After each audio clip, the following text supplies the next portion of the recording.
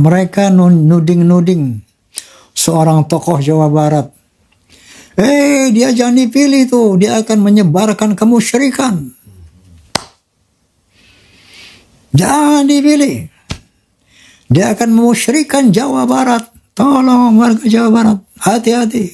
Jangan dipilih orang musyrikin itu. Mungkin kalau Ustadz saya jawaban nggak berani untuk nyebut nama. Kalau saya sebut Deddy Mulyadi.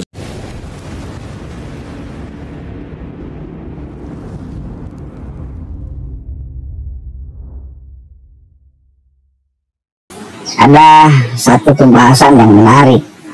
Jadi Rhoma Irama itu membahas Bahar Smith, Rizik Syihab atas penyerangannya kepada KDM. Dan kita tahu kan sama-sama bagaimana Bahar Smith ketika menyerang KDM. Manusia musyrik kalau jadi gubernur akan membuat wilayah Jawa Barat adalah wilayah kemusyrikan. Begitupun sama Rizik Syihab.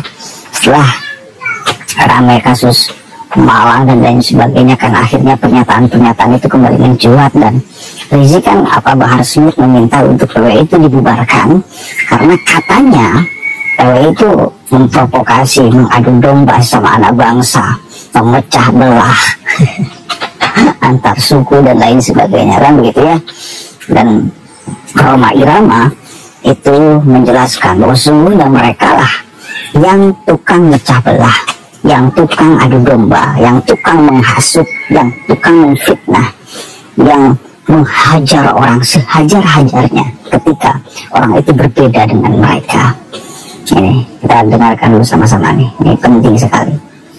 Nah, belum lagi terakhir mereka nuding-nuding seorang tokoh Jawa Barat. Dia jangan dipilih tuh, dia akan menyebarkan kemusyrikan. Jangan dipilih.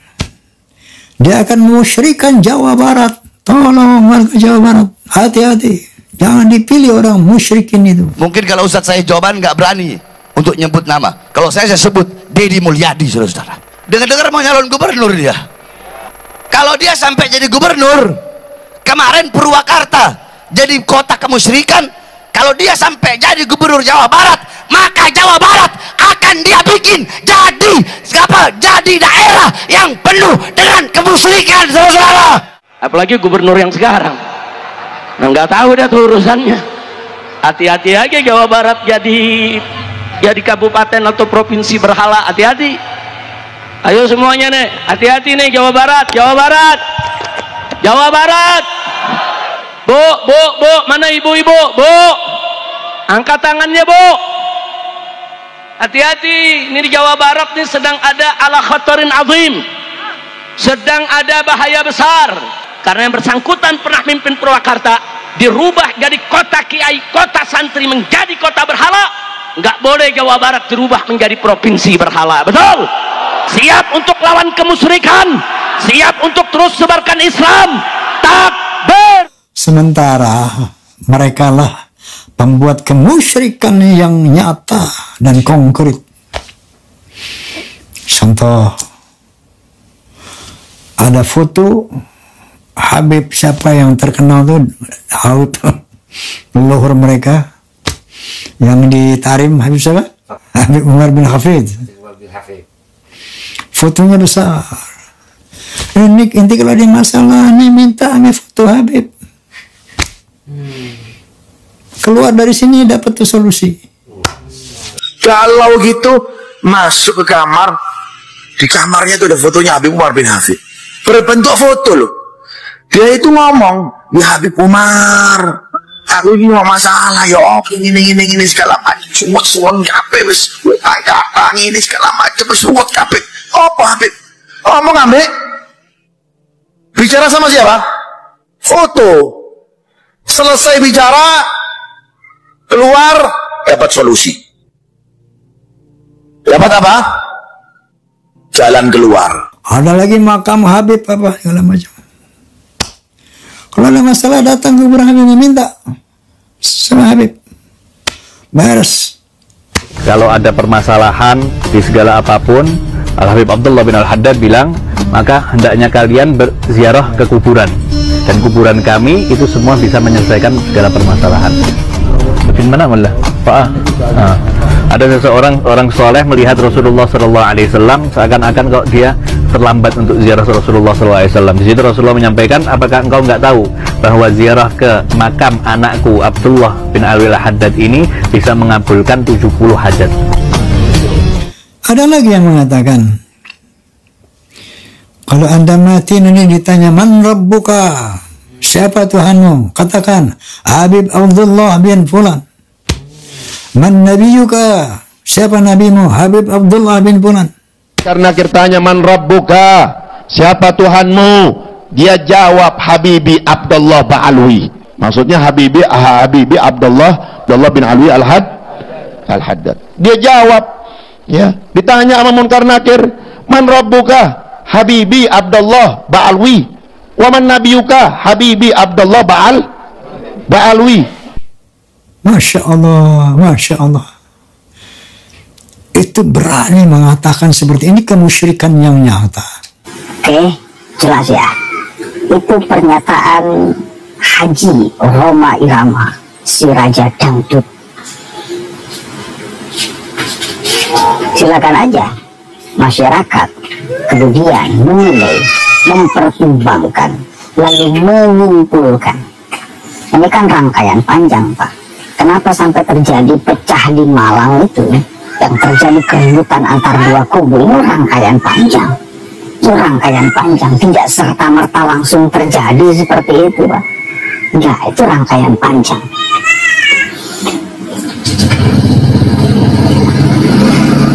Kan respon Mbak Resmit langsung mendatangi pelantikan PWI di Jabodetabek, ingin membubarkan, membatalkan, menolak, dan lain sebagainya, kan begitu ya, meskipun tetap digelar si pelantikannya.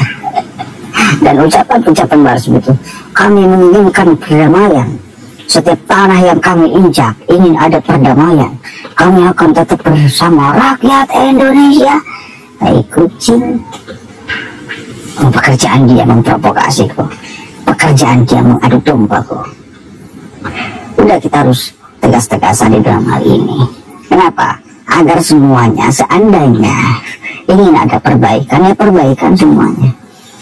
Anda juga, Bahar Smith, Rizik Syihab dan kawan-kawan, rubah pola Anda. Sadari bahwa selama ini itu Anda memprovokasi, selama ini Anda mengadu domba. Jangan merasa benar dan suci sendiri, sementara orang lain yang berbeda dengan Anda itu kotor semua. Dan itu juga yang kemudian menyebabkan masyarakat ini mengkristal ke kekecewaan kepada kalian. Lalu terjadilah PWI, lalu terjadilah penolakan habaib di mana-mana, kan begitu, Pak. Pernyataan-pernyataan yang sompral seringkali kita dengar, sikap-sikap yang arogan seringkali kemudian kita lihat, perendahan kepada pribumi juga seringkali kita saksikan dan bahkan rasakan. Ini kan perjalanan waktu yang begitu panjang itu kemudian mengkristal sekarang ketika ada tesis K.I. dan Usman Al-Bantani. Itu bukan serta-merta langsung kejadian, ada rangkaian panjang, ada dosa yang terus kalian produksi, lalu masyarakat diam saja dan sekarang meledak, Pak. Ya, ada keinginan untuk berpendapat masyarakat itu yang selama ini pendam, lalu sekarang diledakkan. Itu kok.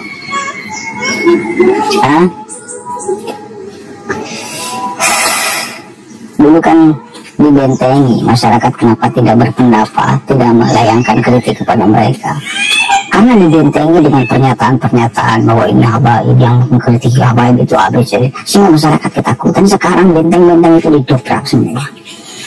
Ya, orang-orang seperti saya itu bakal banyak bermunculan, meskipun saya dari dulu menciptakan kesadaran saya bahwa mereka itu bukan nabi. Seandainya mereka cucu nabi dan mereka melakukan kesalahan, tetap harus dikoreksi.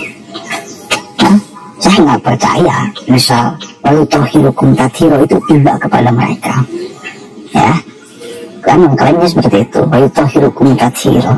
Enggak, karena teori itu sangat berlawanan dengan fakta realitas di lapangan, sehingga saya tidak menumbuhkan keyakinan bahwa mereka itu yutahirukum tathiro. Ketika tidak menumbuhkan keyakinan bahwa mereka yutahirukum tathiro, ya saya bersuara dong. Yang sama seperti kita tuh berpotensi melakukan salah dan dosa dan khilaf kok. Dan gitu ya, setebal apapun benteng yang mereka tancapkan untuk supaya orang tidak masuk untuk mengkritiknya, saya masuk untuk mengkritiknya dari dulu. Dan sekarang orang-orang seperti saya itu sudah sangat banyak sekali ya. Benteng yang kalian ciptakan untuk supaya orang tidak berani masuk itu sekarang udah runtuh total Pak. Berkat Kiai Imad dan kawan-kawan. Mudah-mudahan manfaatnya, sadari dan pahami bahwa kelakuan Anda itu Habib Rizik, Bahar Smith itu adalah kesalahan. Lalu introspeksi diri, perbaiki diri semuanya, maka saya yakin perdamaian itu akan terjadi kok. Yakin saya. Kalau kalian mau merubah sikap karakter mental dan bahkan cara dakwah itu kan mungkin dianggapnya oh ini cara kita yang berbeda. Cara dakwahnya, cara dakwah itu nggak ada yang memprovokasi, mengadu domba, menghina satu sama lain karena berbeda, menginjak-injak orang lain, bahkan menstempel musyrik orang lain karena beda pilihan politik. Itu bukan cara dakwah. Itu namanya kemunafikan di dalam berdakwah, kesesatan di dalam berdakwah ya. Dan manfaatnya. Assalamualaikum warahmatullahi wabarakatuh.